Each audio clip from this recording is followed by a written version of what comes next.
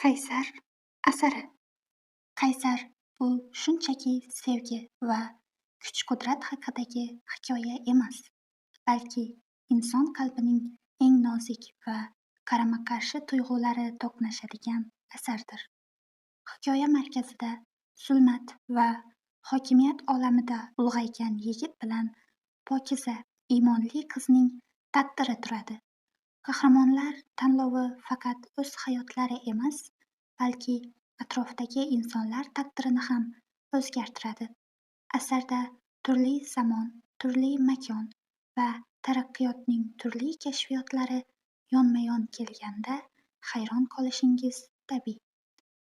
Qaysar fantastik romani mazkur elementlar yordamida inson qalbidagi kurashlarni yanada chuqurroq ochadi. Kuch va iymon, taqdir va iroda, sevgi va qurbonlik o'rtasidagi ziddiyatlarni kuchli dramatizm bilan tasvirlaydi. Balki biz taqdirlari hech qachon tutashmaydigan quyosh va oy kabidirmiz, shunchaki bir lahzalik tutilish kabi. Hayden Fayyad. Muqaddima. Aholisi savdo-sotiq bilan mashg'ul Obsidiya shahri hokimiyat tasarrufida edi. Oddiygina qirg'oq posti shaklida ish boshlagan bu joy dunyoning boshqa burchagidan savdogarlar, musofirlar va surgun qilinganlarning e'tiborini tortib, madaniyatning gullab-yashnagan chorrahalaridan biriga aylandi. Tabiiyki, qonlar aralashib ketdi. Qarama-qarshi guruhlar paydo bo'ldi. Har bir tug'ilish esa jamiyatni yana ham xilma-xil toifalarga ajratdi. Odamlar o'zlarini obsidiyalik deb bilishar, ammo sobit hukmronlik yo'q edi. Asrlar davomida 4 ta zodagon oila bu hokimiyatga ega chiqish uchun temir mushtlar va o'tkir qilichlar bilan kurashdi. Fayyadlar, Wolflar, Kayzenlar va Drakolar shaharni shaxmat taxtasiga aylantirdilar. U yerda qon-pul, xiyonat, qonun kabi edi. Ularning ustunlik uchun kurashi nihoya bilmasdi. Ko'chalar jang maydoniga aylangan, sadoqat esa soyalar kabi o'tkinchi edi. Vaqt o'tgani sayin mojaro katta urushga aylanib, buyuk oilalar urushi deb nomlandi. Dilxiraliklar va obsidiyani shahar sifatidagi jozibasidan mahrum qildi. U tamaddunning nozik qobig'iga yashiringan jang maydoniga aylandi. Har bir tor ko'chada qon hidi anqib turardi. Jasadlar ariqlarda chiridi. Adolat bo'lishi kerak bo'lgan joyda jinoyat avj oldi. Urush avloddan avlodga o'tdi, ammo g'olib chiqmadi. Obsidiya shohlar yoki konstitutsiyalar tomonidan emas, balki qo'rquv va omon qolish iskanjasida boshqariladigan tarqoq hududga aylandi. Keyinchalik keskin burilish vaqti keldi. Bu Zayn Fayyad shaxsi bilan bog'liq edi. Fayyadlar sulolasining 5-imperatori boshqalardan farqli dushmanlarga qarshi kurashda yovuzlik bilan emas, reja va siyosatni biladigan odam edi. Uning harakatlari tez, shafqatsiz va aniqlik bilan amalga oshirildi. Bir nafasda Kayzen va Drako imperiyalarini qo'lga oldi. Ular Fayyad hukmronligiga taslim bo'lib bosh egdilar. Ammo Wolflar sulolasi unga bo'yin egmadi. Ular shunchaki izsiz g'oyib bo'ldilar.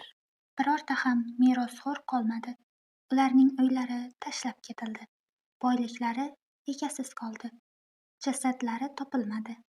Hech kim nima bo'lganini so'rashga jur'at ham etolmadi. Hech kim ularning ismini pichirlab ham aytmadi. Shahar ularning g'oyib bo'lishini tabiiy qabul qildi va bu sirni sukut qa'riga cho'mdi. Raqiblar qolmagach, Zayn Fayyad hammasiga ega chiqdi. U o'zini na xon, na xo'jayin deb atadi. U o'ziga Qaysar nomini berdi. Bu unvon hech kimga bo'ysunmaydiganlarga xos edi. Uning nazarida Obsidiya shunchaki shahar emasdi. U bir qirollik edi va bu qirollikni mutlaq hukmronlik bilan boshqarardi. Politsiya safga tizildi.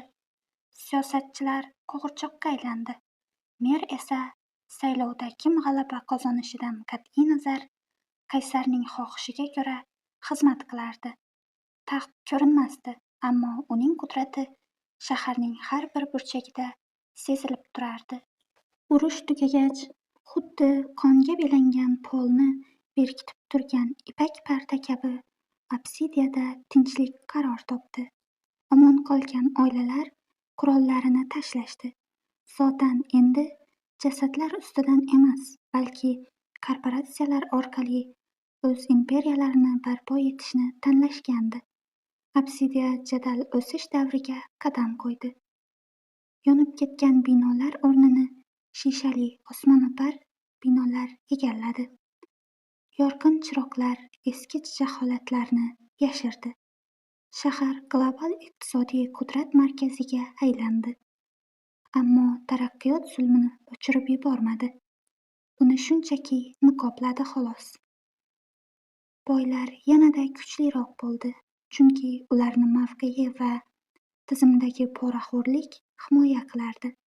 Kambag'allari esa ularni itoatda tutishga qaratilgan tizim domida yanada pastga cho'kdi. Obsidiya tashqaridan zamonaviy va farovon ko'rinsa-da, uning ostida jinoyat va gunohga botgan yurak urib turardi. Fayyadlar esa har qachongidan ham qudratliroq bo'lib ketishdi. Ularning kompaniyasi Fayyad Corp uy-joy va bank biznesini deyarli butunlay o'zlashtirdi. Ularning nomi shaharning bir burchagiga, hashamatli osmono'par binolardan tortib, ular e'tiborsiz qoldirgan xarobalargacha o'yib yozilgandi. Hech kim ularga tenglasholmasdi. Hatto urinib ko'rishga ham jur'at etmasdi. Biroq qanchalik ulkan bo'lmasin, hokimiyat hech qachon abadiy emas. Har qanday imperiya qachondir qulaydi. Butun shon-shuhrati va osmono'par binolari bo'lishiga qaramay, Obsidiya hali ham zaif va biror falokat yuz bersa, inqirozga uchrashi tayin. Birinchi qism. Urush pardasi. Qaysar hokimiyatga kelganidan 25 yil o'tgach. Bugun ajoyib tun bo'lishi kerak. Eymin Fayyad va uning rafiqasi Nasha uchun bu oqshom odatdagi bayramlaridan ko'ra muhimroq edi. Ularning o'g'li Daniel Fayyad 3 yoshga to'layotgandi. Oxirgi oylarda birinchi bor uchalovi xuddi oddiy oiladek sokinlikda kechki ovqat ustida jam bo'lmoqchi edi. Eymin yotoqxonasidagi bor bo'yi keladigan oyna qarshisida turib, yangi dazmollangan kostyumini yoqasini to'g'riladi. Oynadan unga ham qo'rquv, ham hurmat uyg'otayotgan chehra tikilib turardi. U 28 yoshida yelkasida butun bir meros yukini ko'tarib turardi. Uning tartib bilan taralgan sochlari, o'tkir nigohi va mag'rur qomati barchasi kamdan-kam odam jur'at eta oladigan taxt vorisini eslatardi. Ammo bugun tunda u mafiya shahzodasi yoki korporatsiya vitse-prezidenti emasdi. Bugun tunda u shunchaki ota edi. Yotoqxona eshigi g'ijirlab ochildi. Daniel faqat kichkintoylargagina xos bo'lgan quvnoqlik bilan yugurib kirdi. Uning kichkina oyoqlari polni dukurlatardi. Marvarid ziraklarini taqayotgan Nasha mayin tabassum bilan ortiga o'girildi. "Dada, men tayyorman, ketdik!" Daniel qichqirgancha to'g'ri Eyminning quchog'iga otildi. Eymin engashib, uni osongina ko'tarib oldi. "Kundan kunga og'irlashib ketyapsan", deb hazillashdi iljaygancha. "Xo'sh, biz hali oyingni kutishimiz kerak. Borib unga biroz tezlashishni ayt-chi." "Oyi, ketdik. Agar kech qolsangiz, sizsiz ketib qolamiz." Daniel o'ta jiddiylik bilan gapirdi. Nasha qoshini chimirib, turmush o'rtog'iga hazilomuz shubha bilan qaradi. Qachondan beri bizning kichkintoyimiz bunchalik aqlli bo'lib qoldi? Menimcha, bu seni ishing, shundaymi? Ularning kulgisi xonada yangradi. Bu Fayat qasri devorlari ichida kamdan-kam uchraydigan va o'tkinchi holat edi. Ko'pincha sherdek vajohatli deb ta'riflanadigan Emin o'z hushyorligini kamdan-kam susaytirardi. Ammo Nasha va Danielning yonida u doim muloyim tortardi. Kechki ovqat bir necha hafta oldin Obsidiya markazidagi o'nlab soqchi qo'riqlamaydigan oddiygina italyan restoraniga rejalashtirilgandi. U Emin va Nasha yillar oldin ilk bor uchrashgan ayni o'sha maskan edi. Bugun esa ular restoranga notanishlar sifatida emas, o'g'rincha nikoh tashlaydigan oshiqlar sifatida ham emas, balki bir oila bo'lib borayotgandi. Obsidiyaning qaysari va shaharning mutlaq hukmdori Zayn Fayyad bu sayrni hech qachon ma'qullamagan bo'lardi.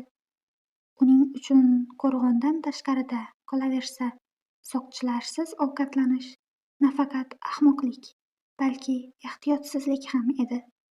Lord Emin ham qasr taxtining vorisi, ham Fayyad korporatsiyasining vitse-prezidenti sifatida xavf ostida qo'yib bo'lmaydigan darajada muhim mavqega ega edi.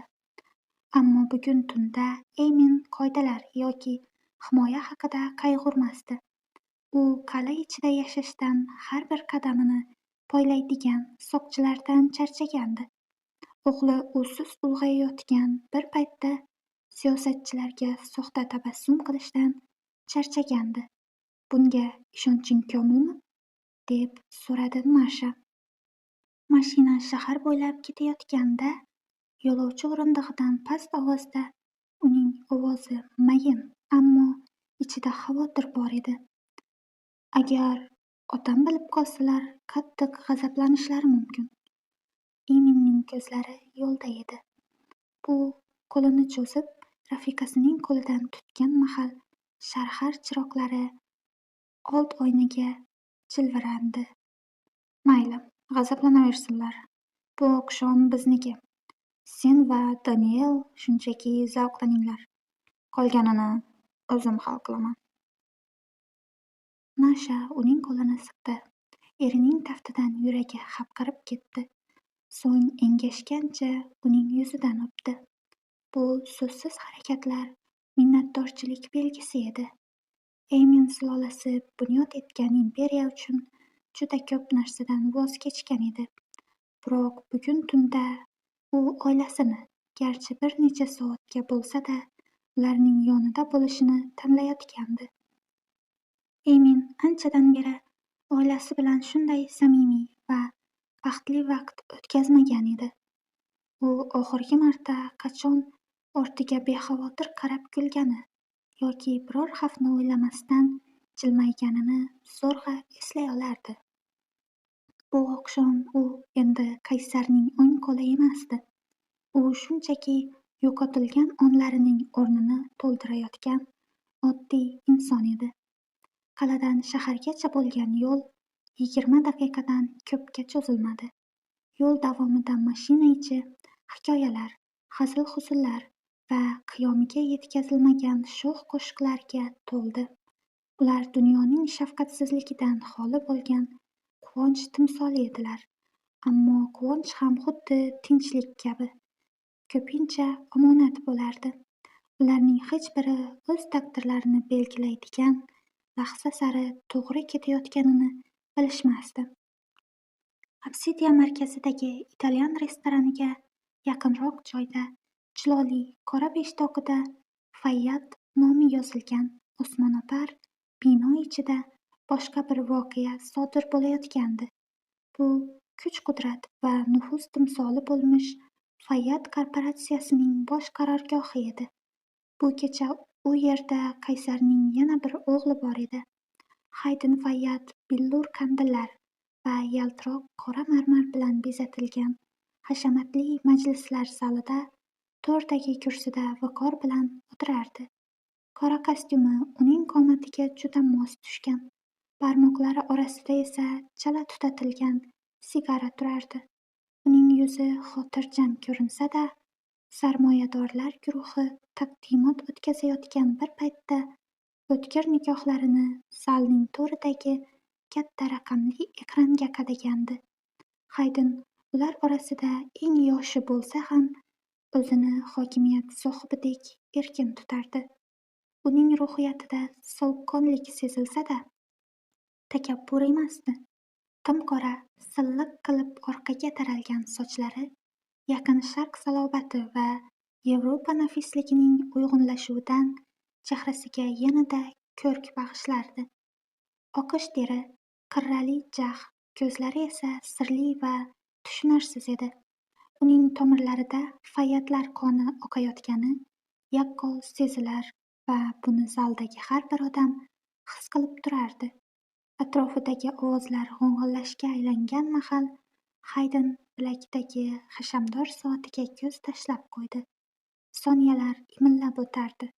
U jisman shu yerda bo'lsa-da, xayoli allaqachon uzoqlarda kezardi.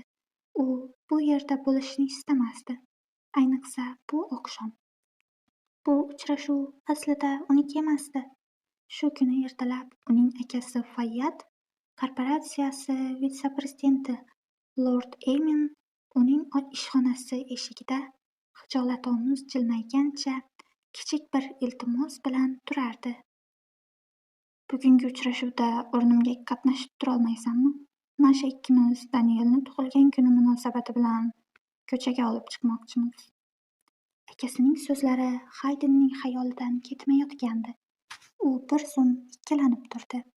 Otam soqchilarsiz chiqib ketayotganingni biladimi o'zi? Unga aytma, dedi Emin ovozini pasaytirib. Bu oramizda sir bo'lib qolsin. Bilasan-ku, u baribir ruxsat bermaydi. Shunchaki bir marta Danielga bayram qilib beraylik. Haydn xo'rsindi.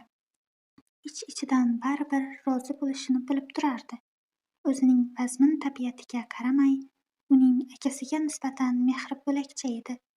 U Eminning qanchalik ko'p ishlashi ko'zlaridan charchoqni, mas'uliyat yukini ko'rib turardi.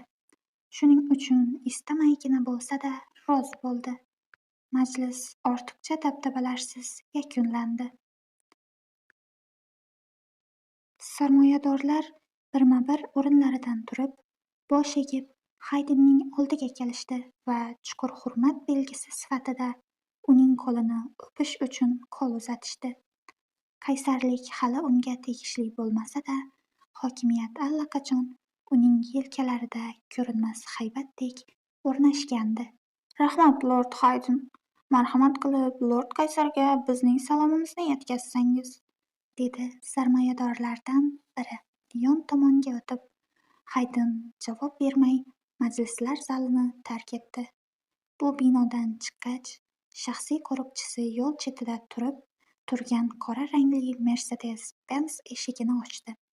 U ichkariga o'tirdi-da, chuqur va vazmin nafas oldi.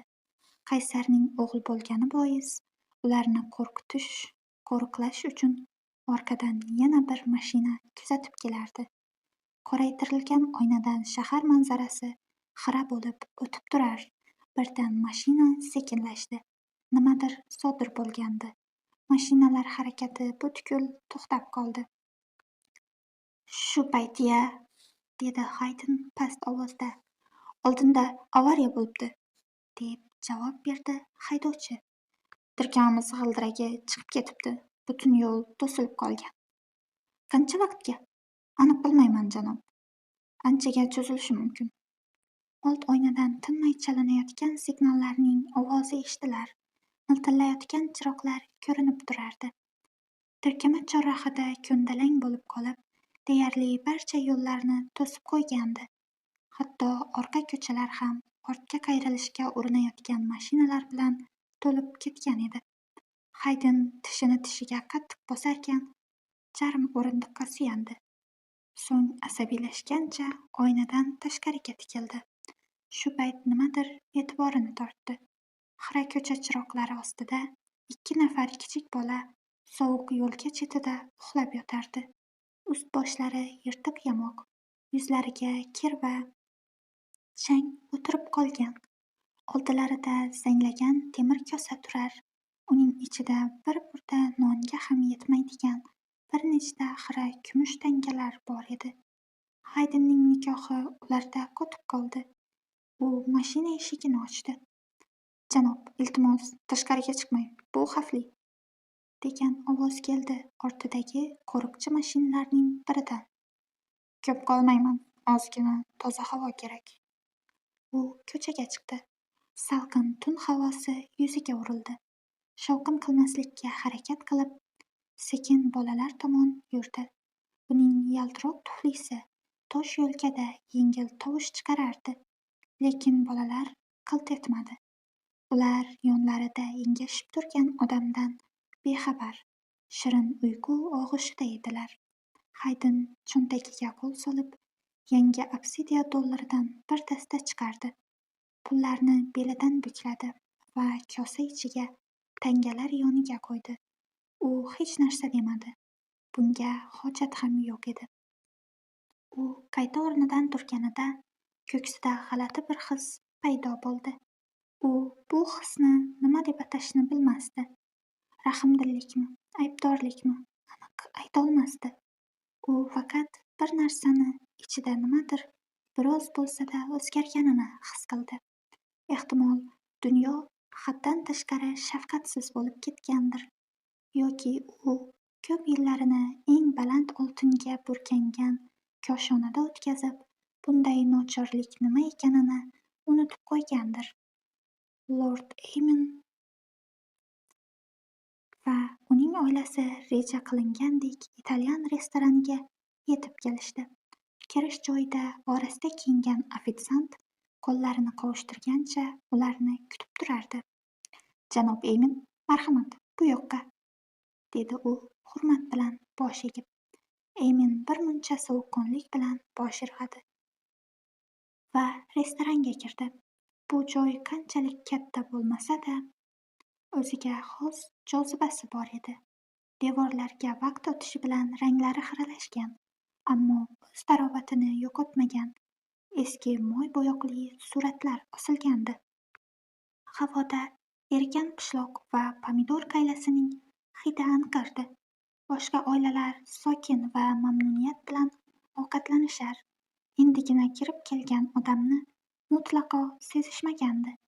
Ulardan hech biri Eymin Fayyadni Lord Qaysarning o'g'li, Obsidiyadagi eng qudratli oilaning merosxo'rini tanimadi.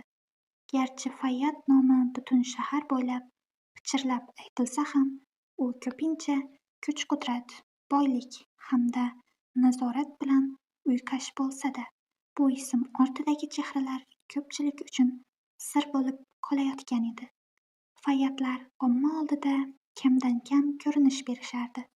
Ular intervyu bermas yoki jurnallarning muqovalarini bezamasdi. Ularning suratlarini ijtimoiy tarmoqlarda uchratib bo'lmasdi. Obsidiyaning oddiy odamlari uchun bu oila ko'proq afsonaga o'xshardi. Shunday qilib, o'sha osoyishta tunda Lord Eymin, uning rafiqasi va o'g'li boshqa oilalar kabi tinch va hech kimning e'tiborisiz o'tirishga muvaffaq bo'lishdi. "Bu yer juda go'zal ekan", deb pichirladi Marsha bezaklarga ko'z yugurtirib. "Hatto haddan tashqari osoyishtadek tuyulyapti". Ular katta deraza yonidagi stolga o'tirishdi. Ko'chadan tushayotgan oyning mayin nurlari Marshaning yuzini yoritardi. Bu unga shunday joziba baxsh etdiki, Eymin hayratdan ko'zlarini uzolmay qoldi. U ayoliga pinhona tabassum bilan boqar. Bu lahzani hech qachon unutishni istamaydigan surat kabi xotirasiga muhrlar edi. Ular kechki ovqatni klassik italyan taomlari bilan boshlashdi. Stolga bug'i chiqib turgan pepperoni pitssasi va katta idishlarda Go'shtli pasta keltirildi. Daniel vaqtni boy bermay, pastani 2 qo'llab yeyishga kirishdi. Og'zining atrofi qizil qayla bilan qoplanib, qahqaha otardi. Emin lom-lim demadi. U shunchaki iliq nigoh lablarida mayin tabassum bilan rafiqasi va o'g'lining shodligini kuzatardi. U bu lahzalarni uzoq kutgandi. Asosiy taomlar yig'ishtirilgach, Emin oshxona yonidagi xizmatchi qizga bilintirmay bosh irg'adi. Qiz buni darhol payqadi va orqa tomonga o'tib ketdi. Kutilmagan sovg'a vaqti kelgan edi. Bir necha daqiqadan so'ng o'sha yosh xizmatchi qiz chiroqlar ostida yaltirab turgan kumush patnisni ko'targancha qayta ko'rindi. Unga bir nechta boshqa xodimlar ham sherik bo'lishdi. Restoran karnaylaridan tug'ilgan kun haqidagi tanish qo'shiq yangray boshladi. Ular kuyga hamohang qarsak chalgancha stolga yaqinlashar ekan, butun zalga quvonch tarqaldi.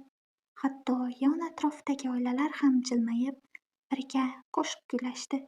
Go'yoki bu ularning ham xursandchilik kuni edi. Danielning ko'zlari hayratdan katta-katta ochildi. Notanish odamlar uning ismini aytib, qo'shiq kuylashayotganini eshitib, yuzida sarosima aks etdi. U joyida o'tirgancha og'zi ochilib, butun zalni kuzatardi. U ko'rgan har bir chehra unga jilmayib boqardi. Emin va Nasha ham past ovoz bilan mehrga to'la ohangda qo'shiqqa jo'r bo'lishdi. Nasha o'g'lini quchoqlab yuzidan o'pdi. Daniel hayajonlanib kular, nigohi esa stol tomon yaqinlashayotgan yaltiroq patnisga qadalgan edi. Taom nihoyat uning oldiga qo'yilganda, u o'zini zo'rg'a tutib turar, barmoqlari qaltirardi. Stolning narigi tomonida Nasha erining qo'lini mahkam tutdi. Uning ko'zlari qayg'udan emas, balki ichiga sig'mayotgan cheksiz mehrdan porlardi. U bir muddat erining ko'zlariga tikilib qoldi. "Rahmat, azizim", deya hayajondan ovozi titrab pichirladi.